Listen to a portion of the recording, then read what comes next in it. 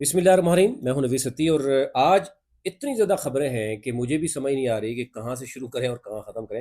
لیکن کوشش کرتے ہیں کہ آپ کو ہر ایک خبر کا تھوڑا بہت بتا دیں۔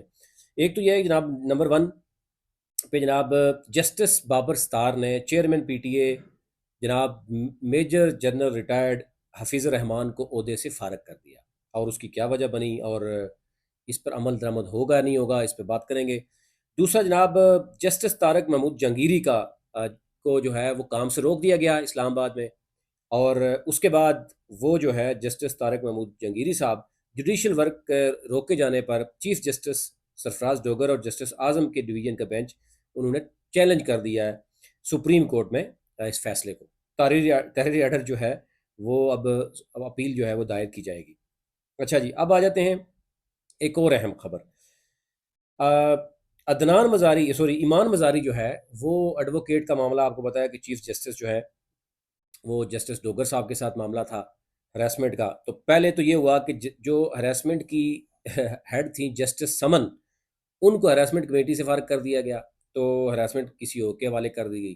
پھر اس کے بعد جناب ایک ایمان مزاری کا لائسنس منسوخ کرنے کے لیے اسلام آباد بار کونسل میں درخواست بھی دائر کر دی گئی، اور اس میں کہا گیا کہ وہ جو ہے وہ اداروں کے خلاف گفتگو کرتی ہیں، اس لیے ان کو فارغ کر دی جائے۔ اس کے بعد جناب پی ٹی آئی کے آج 17 سینیٹر نے استعفے جمع کرا دیے ہیں، اور سینیٹر ظفر علی خان کی جو ہے نام دیکھا ہوگا کہ انہوں نے اس پہ بات بھی کیا ہے کہ 17 نے کمیٹیوں سے بھی استعفے دے دیے، نیشنل اسمبلی بھی کی ہے، تو میں اب کیا کر سکتا ہوں، ہم حکم جناب عمران خان نے جو حکم دیا اس پہ ہم عمل کریں گے۔ اچھا جی، پھر اس کے بعد کامن ویلتھ کی جو رپورٹ آئی ہے 2024 8 فروری جو الیکشن ہوا اس کے بعد وہ رپورٹ آنی تھی کامن ویلتھ کی طرف سے، باقاعدہ طور پر جو ہے وہ یہاں پر آپ کو پتا ہے کہ ممبرز آتے ہیں، وہ الیکشن کو آبزرو کرتے ہیں، اس کے بعد وہ رپورٹ چھاپنی ہوتی ہے، وہ رپورٹ نہیں چھاپی گئی، ایک رپورٹ لیک ہو گئی۔ لیک ہونے کے بعد اب کامن ویلتھ میں باقاعدہ طور پر کہا گیا کہ ہم اپنی رپورٹ 1 ماہ کے اندر جاری کر دیں گے۔ اب وہ رپورٹ وہی ہوگی، اس کو تھوڑی بہت تبدیلی کی جائے گی، اس میں سنگین جو ہے وہ، یعنی پاکستان میں ایک اور الزام اب یہ سمجھیں کہ الیکشن کمیشن بھی اس میں اور ریاست کی کے اداروں کے جناب ملوث جو ہے وہ قرار دیا گیا ہے۔ اب ظاہر ہے یہ اس پر پی ٹی آئی بھی بات کر رہی ہے۔ دوسرا یہ ہے کہ نواز شریف صاحب ملک سے اچانک غائب کیوں ہو گئے؟ کیا واقعی وہ بیمار ہیں،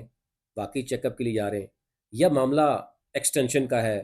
کہ وہ نوٹیفیکیشن نہیں کرنا چاہ رہے تھے اور اب انہوں نے یہ کلوایا گیا کہ نوٹیفیکیشن کی ضرورت نہیں ہے، تو وہ چلے گئے خاموشی سے؟ کیا اس میں بھی کوئی اگلی خبر بھی ہے؟ پھر اس کے بعد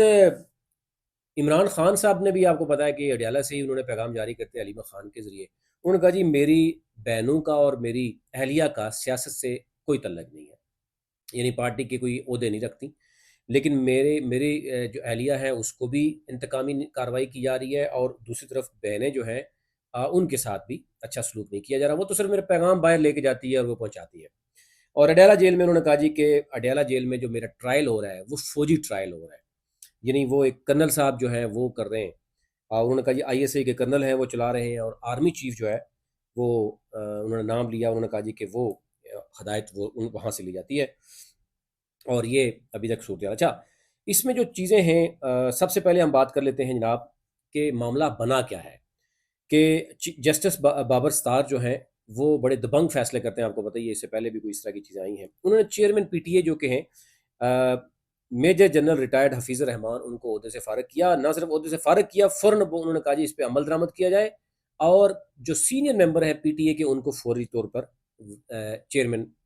بنایا جائے۔ اب اس پہ بات ہو رہی ہے کہ جناب کیا ان کے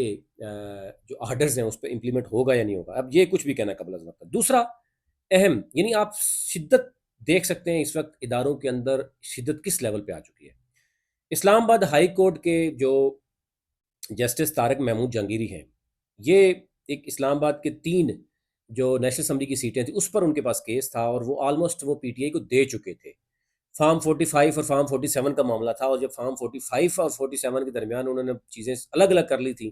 معاملہ ہو چکا تھا اور وہ فیصلہ پہلے دے چکے تھے، اس کے بعد پھر ان کی جعلی ڈگری کا معاملہ بنایا گیا، پھر ان کے خلاف ریفرنس دائر کیا گیا، اب ان کو کام سے جب روکا گیا تو باقاعدہ طور پر اب انہوں نے جو جو ان کو روکا گیا تو اس پہ انہوں نے چیف جسٹس جو ہائی کورٹ کے ہیں جسٹس ڈوگر، سرفراز ڈوگر، اور جسٹس اعظم خان کے ڈویژن جو بینچ ہے اس کے فیصلے کو باقاعدہ طور پر سپریم کورٹ میں اپیل دائر کی جائے. انہوں نے کہا جی اپیل دائر کی جائے گی، فیصلہ آنے تک وہ اس کو وہ نہیں کریں گے. اچھا جی، دوسرا جو ہے آپ نے دیکھا ہوگا ابھی جسٹس جہانگیری کو کام سے روکنے کے حوالے سے اسلام آباد بار کونسل کی بہت ہی اہم پریس کانفرنس ہوئی اور اس میں سیدھی سیدھی دھمکیاں دی گئی اور یہ کہا گیا کہ اب اس کے بعد جو ہے وہ عدالتوں میں جو کچھ ہوگا پھر وہ دیکھی جائے گی. وکلا جو ہے وہ بھی تقسیم نظر آئے، معاملات بڑے حد تک کسی اور طرف چل پڑے ہیں.